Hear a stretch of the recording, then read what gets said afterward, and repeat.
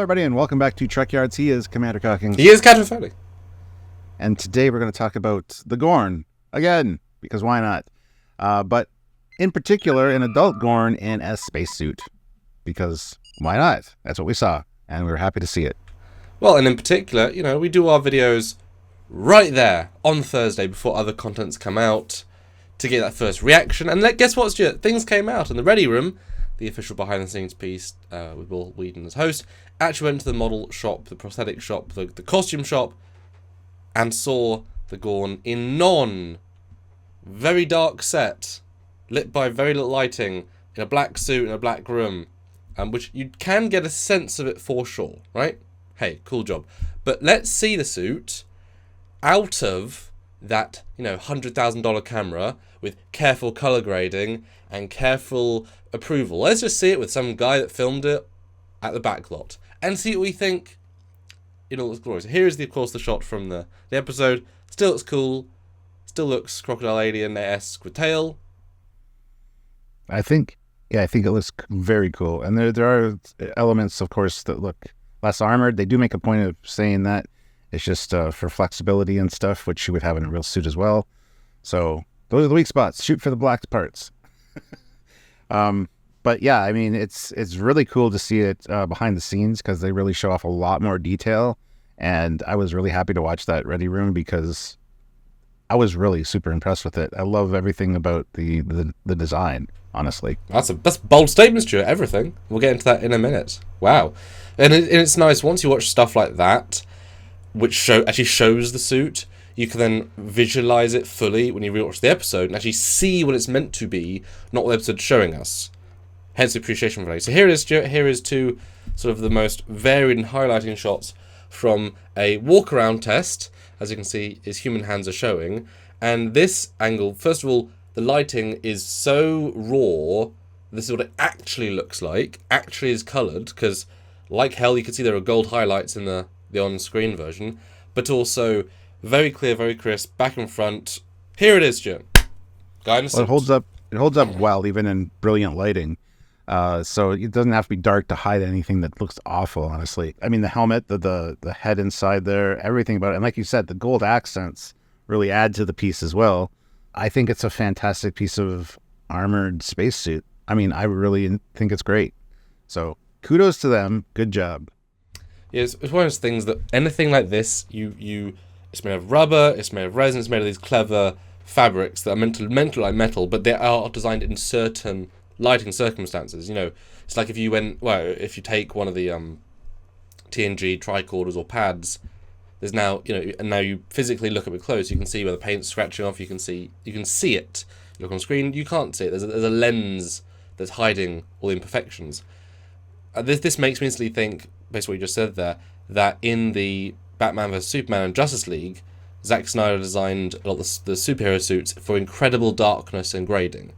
That was clearly part of the art design, and so when Joss Whedon came in and made everything just brighter, the suits often looked way more plasticky and silly because you were not designed to see the details, which sort of seems an odd concept by itself, but you were not designed to see them, you were designed to feel them, and they didn't hold up as well because they're not designed for that. The plastics do kind of look still like the sci-fi-ness, which is good for them because often these things are just like, oh, it's now a guy in a suit. This holds up, as you say, pretty darn well. Do you like the colours? I didn't get for a second that there was a mesh vibe, fabric. Clearly this guy's a long neck because you can really see it, right? That's a whole new thing. Gives you a sense of between there's the undershirt, right? I kind of thought it was a one giant spacesuit. Clearly it's clearly the guy takes a helmet off and it's takes a torso piece off. It's a multi-part suit. Yeah, and just for anybody that hasn't watched the Ready Room, that black mesh around the neck is actually for the actor that's in there, or the stunt performer, to see out of.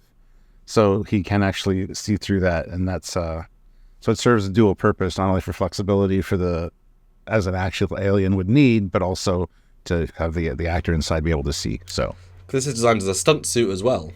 Yes. There's things that happen. Yeah, really done. The balls on them to do such a insane and they said stunt. it weighed about 100 pounds total for everything, and with resin and rubber and stuff, that's quite a bit, honestly. So it is quite involved, and I'm sure it's quite a process to get in and out of this thing. So Yeah, once you're in it for the whole day. Although they're sure they prefer to keep it for 2 days because it's such a process. And apparently the guy was a 6'7" that put it on. Because you'd need physical strength just to hold it. Height is not the whole thing. Physical strength. Because this is the head is, our head's designed to be straight up, not forward, adding an extra foot forward. Like it's harnessed and all these clever things. So it's big, but you need this sort of alien vibe, and that creates it instantly, right? And speaking of the head, there's actually like animatronics and everything in there. Like they have a controller that controls the eyes, and a different one that controls the mouth, and then also just the head movement. So there's servos and stuff in that front part as well. So that must be kind of top heavy and front heavy when it's on. But you can see it here actually, some of the mechanisms and stuff. And again, compared to other Gorn here, that's actually him out of the helmet. That's what the Gorn would look like if he was on the view screen on his own ship. And because you don't get the full effect when it's you get this vibe, right? But this is actually the design. They could put him in some other clothes. The text there to make him interchangeable. So I really hope we're going to see Gorn, Captain, etc. But now, here's compared obviously Gorn Animatronics TOS to Into Darkly. Your thoughts? Compare the three designs. I'm impressed. It looks very realistic and very cool. Now, we've done a whole live talking about the Gorn and the different looks and explaining the faceted eyes and all that as well. I think it's a nice modernized version of a Gorn, but it looks a little too off to me to fall in line with how they should look, in my opinion. But I do think it's a very cool alien design. I just don't know if it really works for Gorn for me, but it doesn't have a lot of the same elements that these other ones do. So again, all these things aren't designed to be shown in the light of day, which is why we do these things, because it's abstract, right? This is the raw design process, like we do with ships. Take them out of context. Here's a ship. Here's a scale. Whatever. They look like 3 different species when done this radically, right? You've got the very humanoid TOS Gorn. You understand the proportions. Big snout. Large teeth, like a large mouth, clearly can go up, like big, that's a distinct vibe, big eyes. Into Darkly, far more animalistic looking. These things have been brought to an absolute 4. Eyes pushed back, much more aggressive, much more sleek, much smaller snout. Very different. This new one is neither. It's not tall like the Prime one. It has none of this. It just has some like we have some bone here, but it has not got. The mouth is entirely its own. It is the eyes are obviously Into Darkly, as are the snout bits here, but the shape is not like the other two. They've really not taken inspiration. The actual shape of it. Now maybe they thought it has to be in a spacesuit. If we make it even taller, that's going to be even more annoying and make an 8'5". Maybe that was I don't think it was, but it's missing those very clear proportional elements that are definitive, and it's without them it's alien. Not the alien, but it's alien. Yeah, they needed to just do 1 or 2 more little things to it. Like, they kind of have some eye ridges on top of the eyes a little bit that kind of are similar to the crest that the other ones have, but not really at all. They blend in so well, as a real thing would. Like, it feels very organically real. If they were extended back exactly, and thicker, that would be a giant win. Again, this could be a younger Gorn that hasn't developed those yet. Who knows how old this one is. Teen Gorn. But the other two also have the rid spines on the top, which you can see where the In the Mere Darkly one was trying to emulate the TOS one. Again, not present on this one. All it would have taken is a few little, which they might add, because this was supposed to be in the helmet. And when we see one without the helmet, a final version, it might actually have those. Yeah, I think, honestly, those 2 things would be the biggest sentiment to give it I see the connection between the 3. Without it, it's just Crocodile Alien that's green. Because the teeth are pretty spot on. They're like the sharp, pointy teeth on each of them. You can't really see them on the In the Mere Darkly one, but there's a lot more teeth on the new one. It looks much more aggressive in that. It's more animalistic. I was just going to say that, yeah. I don't really have any complaints. Like, I'm looking forward to seeing one outside of a spacesuit, which I'm sure we will. we'll see how it goes from there. We'll have to do another video on them for sure. Well, it's one of those things where if it was 20% closer, you could say, I see what they're doing. But it's as if they pulled one pass away just to say, we'll make it more our own thing, more an alien animal, versus the standard art design, as there is too. Yeah, and I mean, if you'd shown a lot of people just this new one and asked them what it would be, I don't think many people would have even thought of Gorn. No, I think you'd be beyond that. Survey says you wouldn't even get one if you did 100. Even sci-fi fans, you'd think. Well, if you were told it's a Star Trek alien, that's been seen before, you might get a few people saying, Gorn? Well, it's green. It's green and a reptile. You'd get Xindi, you'd get Gorn. Yeah, then you would. But if just 1,000 people, alien race in a sci-fi franchise, you'd get a lot of Doctor Who, because there is a similar race, like in Tortured randomly, that's very, very similar to Doctor Who. It could be a Star Wars background alien. You get mostly those two things, because it's also a very high-level prosthetic. Trek isn't known for this, especially not animalistic ones. Back in the spacesuit, in context, and you lose that. Your brain fills in some of the gaps. When you put the spacesuit on, it suddenly feels a bit more Gorn-like to me, which is so fascinating. Well, yeah, because the way the helmet's designed, it almost includes those. Oh yeah, that's what it is. The crest, right? And you can imagine that there might be spikes on the top of the head as well. That's it. Yeah, that's why it has that extra flair. Huh. So again, this is how it's supposed to look in the helmet. That's why that animatronic was designed.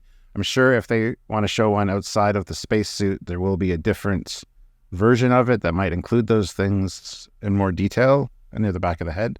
Yeah, this was really great to see on the Ready Room. In this lighting, the whole thing standing there, like it's huge, and it looks fantastic in the light they have it in, this like purple green lighting. It's just like, looks so good. So, well, it looks expensive. It looks well designed. It looks as if they intend to do it lots because it looks expensive. But a stunt suit, you'd be unlikely to make two of them because that's a giant cost. You just make one better, you make one to last, which entails a lot of careful design work, and it kind of comes in. And yeah, if you need other Gorn in suits, you just make them CG. Yeah, exactly. That was great.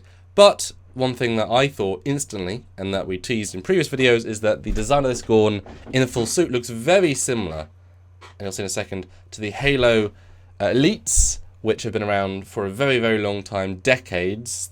I think like 2002 or something of that ilk. They iterated throughout the years. Here is a shot I found of, I believe, a Halo 3 or Reach Elite.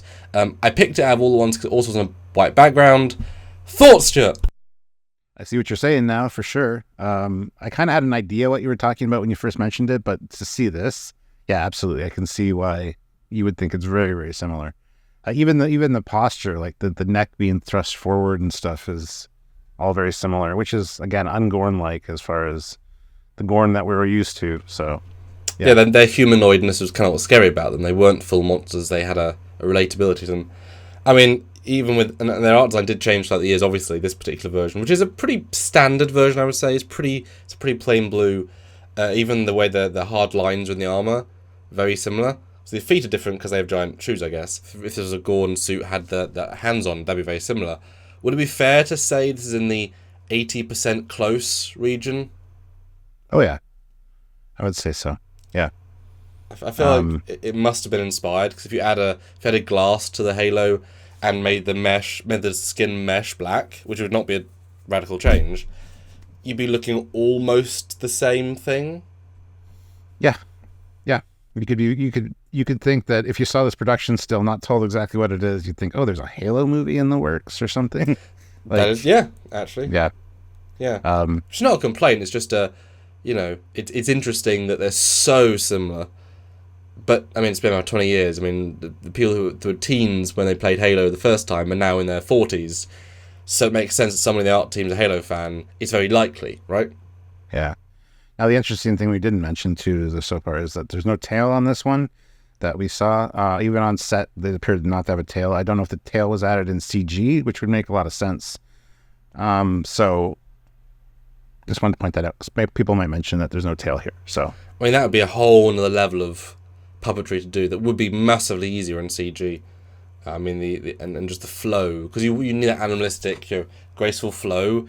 Achieve that with that, because it's different. Like the alien Geiger tail, it's just rubber, it's movable rubber, right? It can, but with segmented parts, more like a snake's tail, to get that look flowy would be a lot of takes. So just doing CG, even easier. Well, even in the alien movies, you can see a lot of times it's just held by a string because of the way it hangs. Also true. True. But overall, an impressive piece. So I wanted to say, look at it properly, fully, detailedly, and show you guys, because if you haven't looked for the in detail stuff, you wouldn't see this stuff, and it's worth pointing out.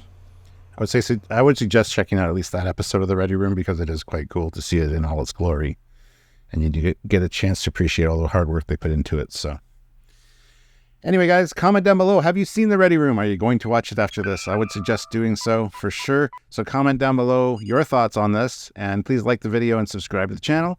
Don't want to miss anything though, so make sure you click the notification bell icon to all. There we go. Oh, he's still waiting. He doesn't have faith in you. See, I knew you already hit it. Okay, that was you in the back. Okay, you finally walked up, you pressed it, good job. Thank you. Now, if you want to support us directly, you can do it in a myriad of ways, and they all make a giant difference. Patreon is the monthly service. $5 a month keeps us going and doing the show. There are all the new shows, so not the new shows, and through live content you get to interact with. All support is very appreciated. Or join the channel on YouTube. It's the same thing, but not on Patreon. Wow.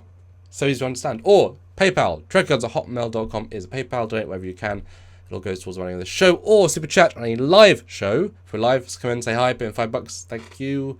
You're welcome. All the nice things. Or super thanks thing on any video. It is that little dollar button. Read the rules, read the thing, put some money in. Thanks so much in advance. Super thanks. Anyway, until next time, he's Commander Cockings. He's got a Foley. Bye, everybody. Bye, guys. Not one Gorn pun. That whole one. That's awesome.